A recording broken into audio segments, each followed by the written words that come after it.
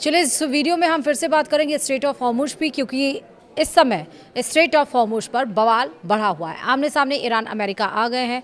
Mohsin Naqvi Tehran पहुंचे हैं।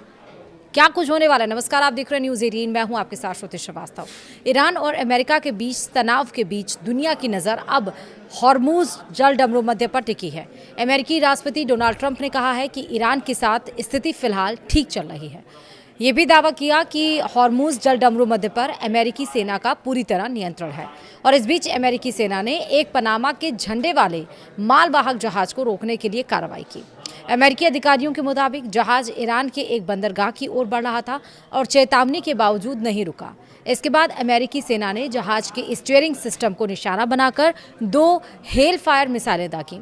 कार्रवाई के बाद जहाज को आगे बढ़ने से रोक दिया गया।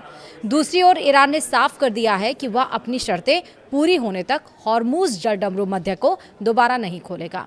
ईरान की सुप्रीम नेशनल सिक्योरिटी काउंसिल के सचिव मोहसिन रेजाई के मुताबिक अमेरिका को युद्ध और नाकाबंदी पूरी तरह से खत्म करनी होगी। इसके साथ ईरान की जब्त संपत्तियां वापस करनी होंगी और क्षेत्र में युद्ध विराम लागू करना होगा।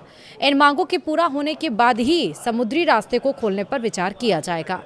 इस बीच यमन के हुती संगठन ने भी तनाव बढ़ाने वाला दावा किया।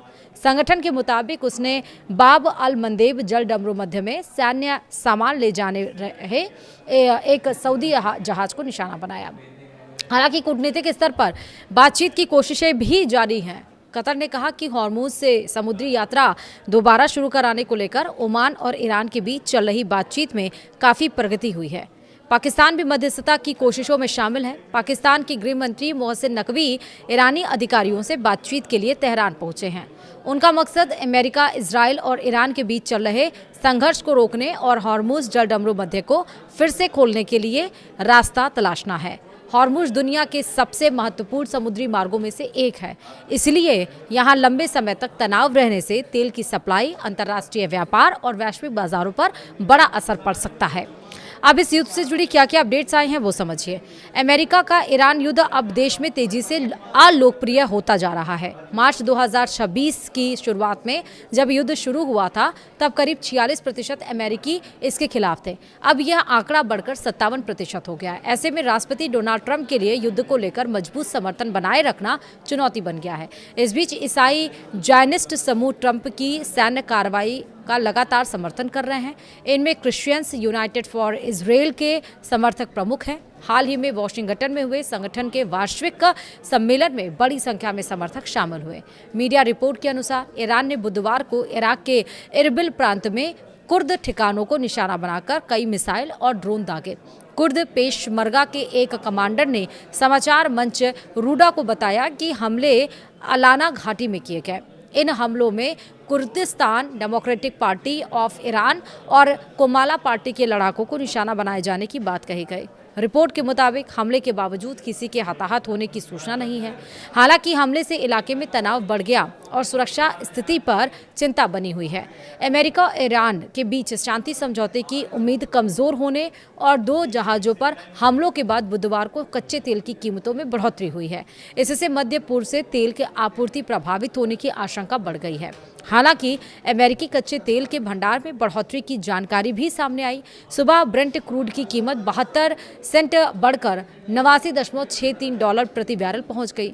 वहीं अमेरिकी WTI क्रूड 71 सेंट चढ़कर $83.91 प्रति बैरल हो गया।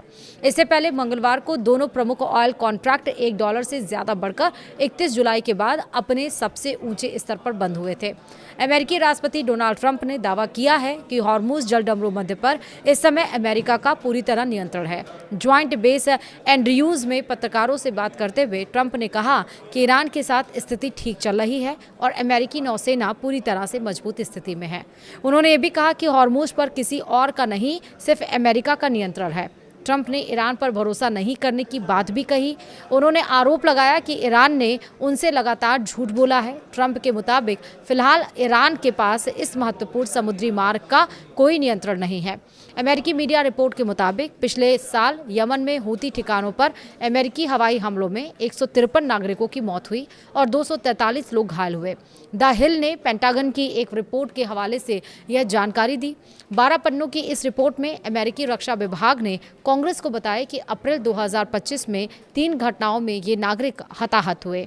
6 अप्रैल को सना में हुए हमले में 5 लोगों की मौत हुई। 17 अप्रैल को रास ईसा बंदरगाह पर हमले में 80 और 28 अप्रैल को सादा के पास हमले में 47 नागरिक मारे गए। 15 अन्य घटनाओं की जांच जारी है। अमेरिकी सेना ने मंगलवार को ओमान की खाड़ी में पनामा के झंडे वाले एक मालवाहक जहाज को निशाना बनाया। अमेरिकी सेंट्रल कमांड के अनुसार जहाज ईरान की बंदरगाह की ओर बढ़ रहा था और उसे कई बार चेतावनी दी गई थी, लेकिन चालक दल ने चेतावनियों को नजरअंदाज कर दिया और उसके बाद अमेरिकी नौसेना के MH-60 हेलीकॉप्टर से जहाज के इंजन वाले हिस्से पर मिसाइलें दागी गई। हमले के बाद जहाज को आगे बढ़ने से रोक दिया गया।